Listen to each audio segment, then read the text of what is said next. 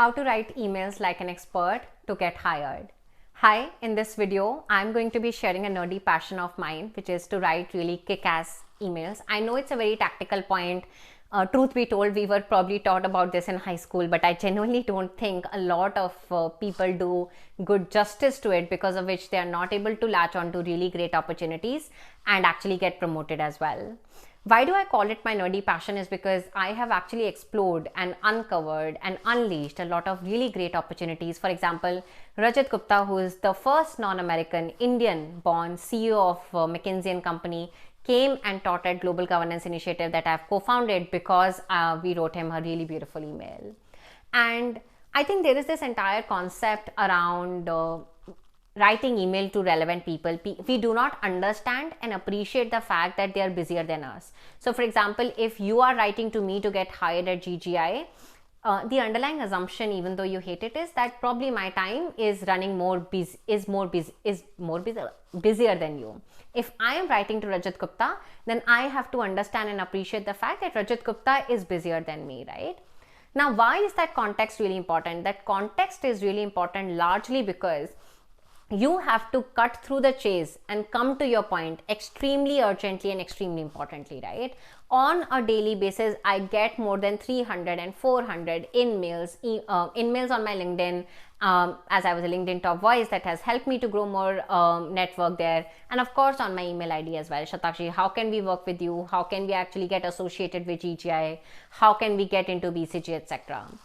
But the response rate that I have is, even though I committed to a response rate of 100% almost around 3 years, I've realized that it's not practically possible to respond to everyone. But there are few people who have caught my attention. There are few people whose attention I have caught. So in this video, I'm going to be sharing the hack. Emails are actually an opportunity opener if you write them well. Most of the working professionals takes email really seriously. So if you're writing to someone for your career advancement, I'm very sure if you do it well, you should be able to get a lot of opportunities coming your way, because of which we are now going to be heading towards the section of the email. So first and foremost, let's start with the first section, which is subject. I'm going to be saying something which is very contradictory to popular opinion, which is not very obvious, which was definitely not taught to you in the school, which is around the fact that please just write one word subject line, which is hi. Nothing else. Just write hi. Now, how does that help? It helps in two formats. The point number one is it is really short. Point number two is it will invigorate a lot of curiosity in the reader's mind. People typically want to write, I want to get hired at GGI, I want to work with GGI, Shatakshi, how can you give me a job at XYZ place? I get so many of them that I'm not curious enough to open those emails, right? And that's the case with anyone else. So my advice to all of you is to just write the term hi. Now the problem is, if this video goes viral and a lot of people apply this, then there will be a lot of working professionals who will just get the email with the subject line called hi. You will be lucky as long as this video doesn't go viral, but that should not be the case. Please help me help others as well. So hit on the like button so that a lot of people get help. But you get the gist of it. You have to write something which invigorates curiosity in the mind of others. You have to write something that invigorates or at least help the reader understand that you have done your research, you know about them, right? If someone will write along the lines of, hey Shatakshi, I met you 2 years ago, I'm going to open that email.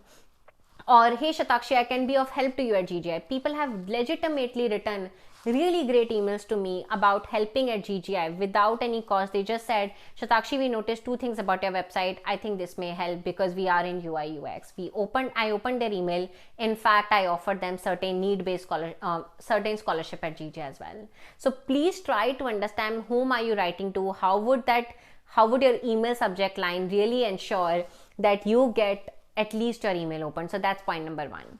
Point number two is salutations. Very important. As basic as this is, as fundamental as this is, because we have been taught about this in high school, many people do not even write about the salutations such as hope you're doing well, hope your family is doing great and is safe during the pandemic. Please make sure that you do that basic salutation well as well.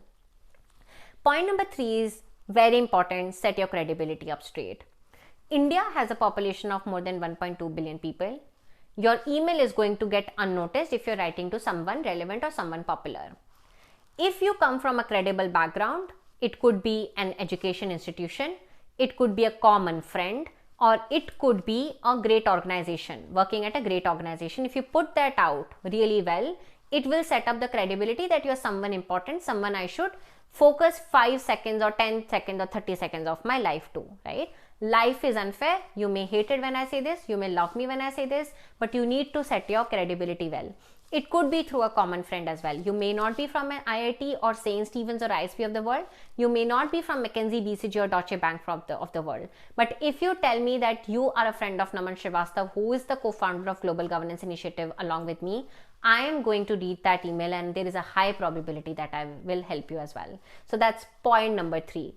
Point number 4 is you jump directly to your request. Shatakshi, I'm writing to you for XYZ, right? Directly jump to your request. I'm writing to you to contribute to your organization. Please don't say apply to your organization, get hired, right? Contribute to your organization. These are really great words to use, especially when you're applying for a role, for hiring position, getting hired. The point number 3 is social proof and success before. So I know that I talked about credibility in point number 3, but point number 5 is around social proof and success.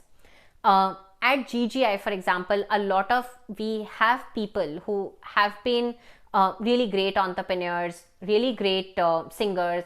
They come from Deutsche Bank, McKinsey's and BCG's of the world, and that helps other set of people to come in. It's called social network, social proof.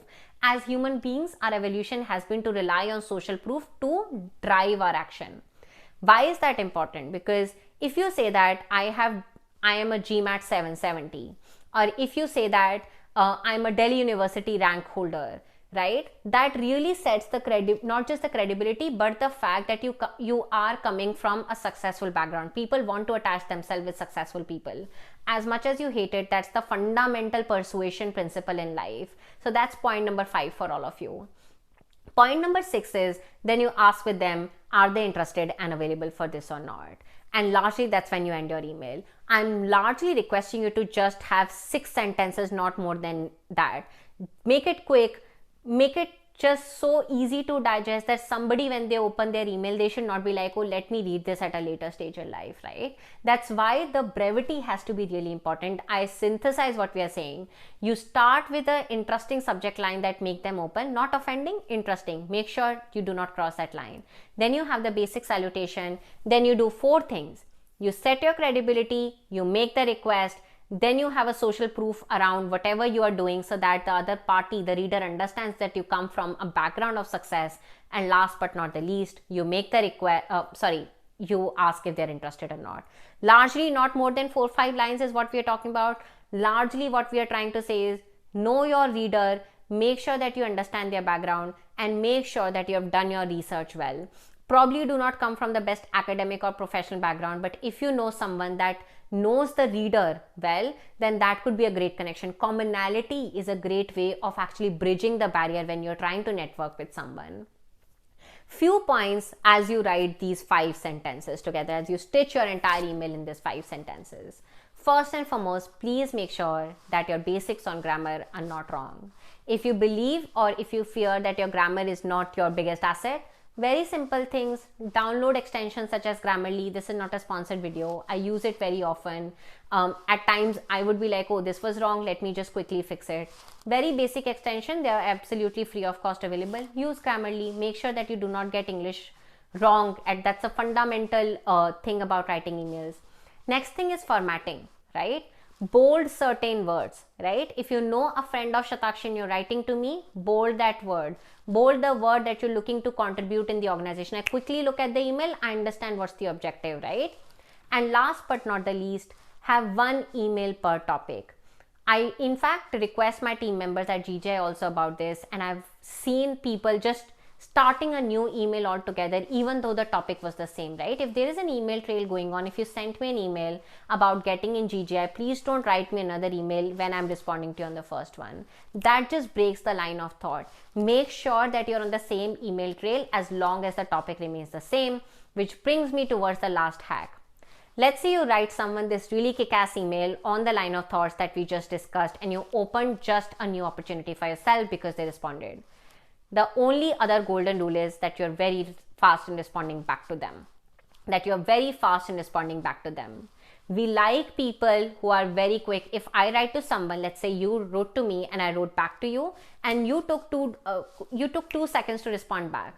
Now my interest was already very high. You caught me at a time when the interest was high, and I'm going to help you back, right? Versus if you take your own 2 days to respond back to me, then my interest level now has been lowered, right? Then the probability with which I was about to help you has gone down. So it may not be the most sustainable technology thing that I'm talking about, because I'm expecting you to be on your phone 24/7. Absolutely not. But as much as realistically possible, the moment you see an email, please make sure that you respond well on time.